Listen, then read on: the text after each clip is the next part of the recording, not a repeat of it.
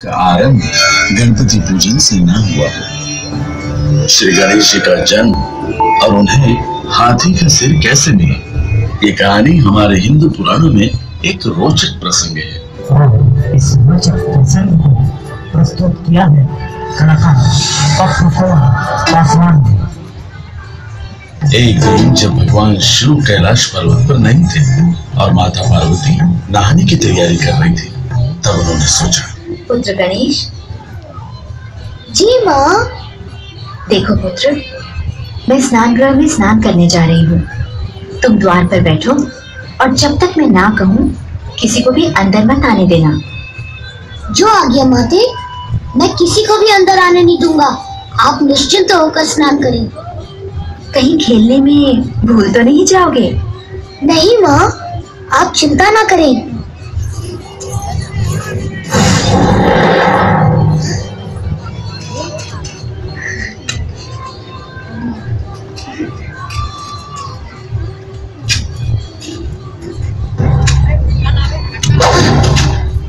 क्षमा करें प्रभु, आप अंदर नहीं जा सकते।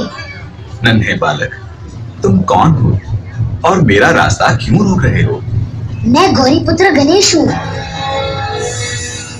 और माता के आदेश का पालन कर रहा हूँ।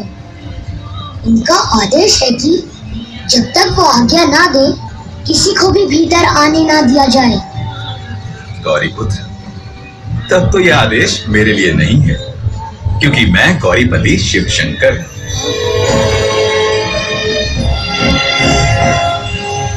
द्वार से हट जाओ बालक।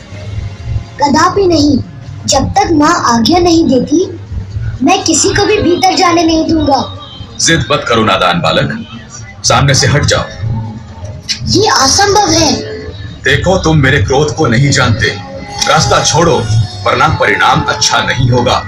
परिणाम चाहे जो भी हो, सूर्य पश्चिम से निकल सकता है, चंद्रमा अपना मार्ग बदल सकता है, पर मैं अपने धर्म के मार्ग से नहीं हट सकता। मूर्ख बालक। शांत शांत प्रभु, छोटा सा बच्चा है, इसे मैं समझा बुझा कर हटाता हूँ। समझाने से ना माने तो जबरदस्ती हटा दो।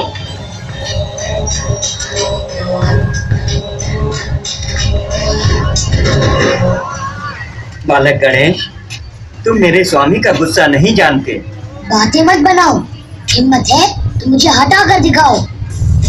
मुझे मत ललकारो बालक। डरपोक हो तुम, डरपोक। ऐसी बात है तो मेरी शक्ति का सामना करो।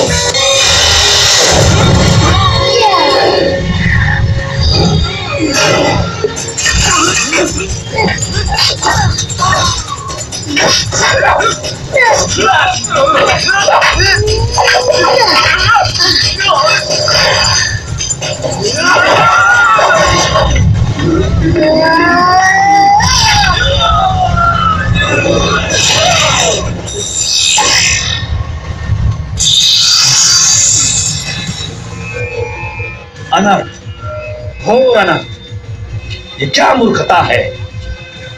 एक अकेले बालक से इतने सैनिक लड़ रहे हो? पीछे हटो।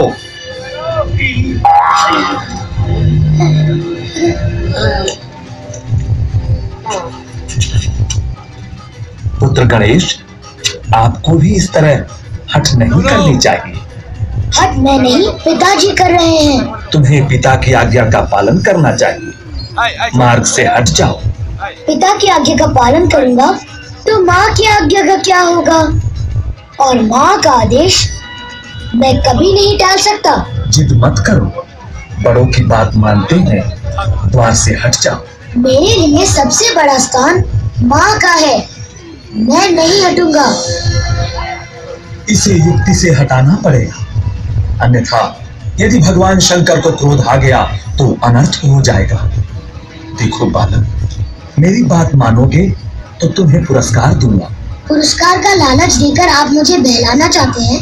ये आपको शोभा नहीं देता ब्रह्मदेव। मुझे दीक्षा मत दो बालक, हट जाओ, नहीं तो। आप डराने लगे, परंतु मैं डरने वाला नहीं हूँ। इसे वश में करने के लिए बल प्रयोग करना पड़ेगा।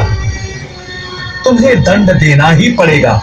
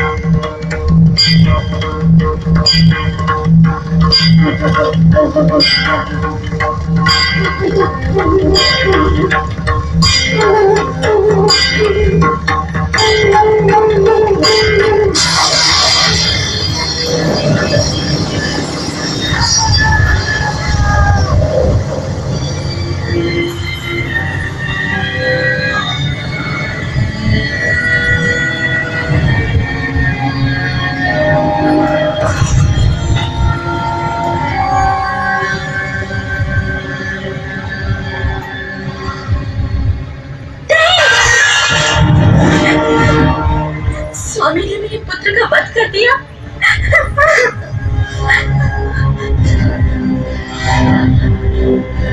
गणेश,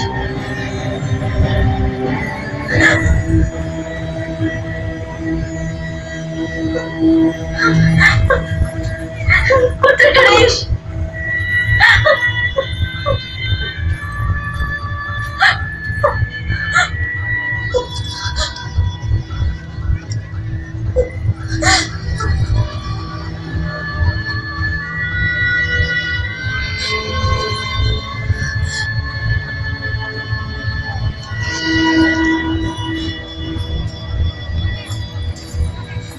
ये आपने क्या किया प्राणनाथ?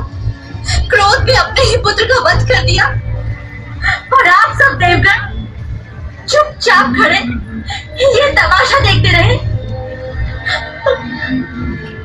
किसी को इस नादान बालक पर दया नहीं आई? क्या एक नन्हे से बालक को हराना इतना जरूरी था कि सभी देवता यहाँ इकट्ठे हुए हैं? बोलिए, आप सब चुप क्यों हैं? शांत हो गया आपका क्रोध इस नन्हे से बालक के प्राण लेकर? नहीं हुआ तो मेरे भी प्राण ले लीजिए। मुझे अपना पुत्र वापस चाहिए, जीवित। आपको इसे प्राण दान देना होगा, अन्यथा मैं भी यही प्राण त्याग दूंगी। ये आप क्या कह रही हैं देवी? मैं न्याय मांग रही हूँ।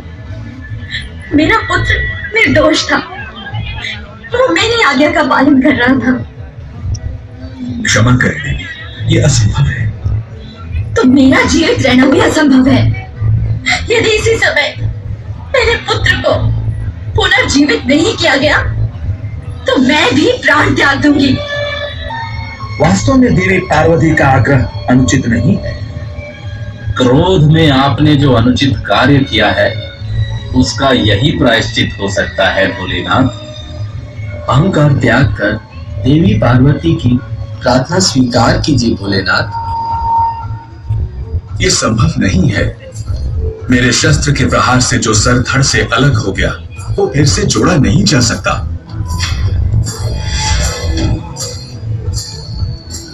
तब तो एक ही उपाय है, किसी और बालक का मस्तक जो आपके शस्त्र से ना काटा गया हो, बालक गणेश के धड़ से जोड़ा जा सकता है।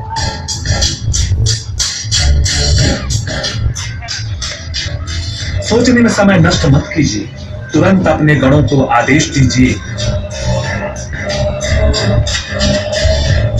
जाओ, किसी ऐसे बालक का सर लेकर आओ जिसका चेहरा उत्तर दिशा में हो और जिसकी माँ अपने पुत्र की तरफ पीट करके सो रही है। जो आज्ञा प्रभु। देर मत करो, अगर समय निकल गया तो ये कभी जीवित नहीं हो पाएगा। जो आज्ञा, चलो।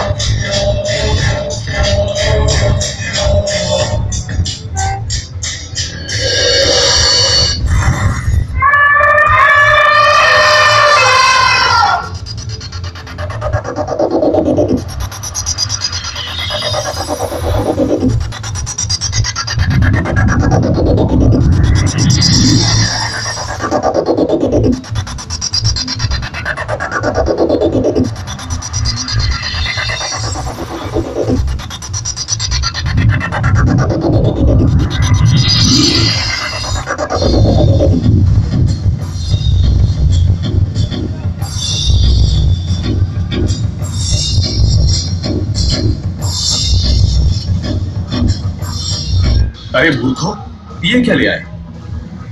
प्रभु, आपने जो आदेश दिया था उसके अनुसार यही एक बालक मिला। हम उसका मस्तक ले आए हैं। सोचने का समय नहीं है भोलेनाथ। इसी मस्तक को जोड़कर बालक गणेश को जीवित कर।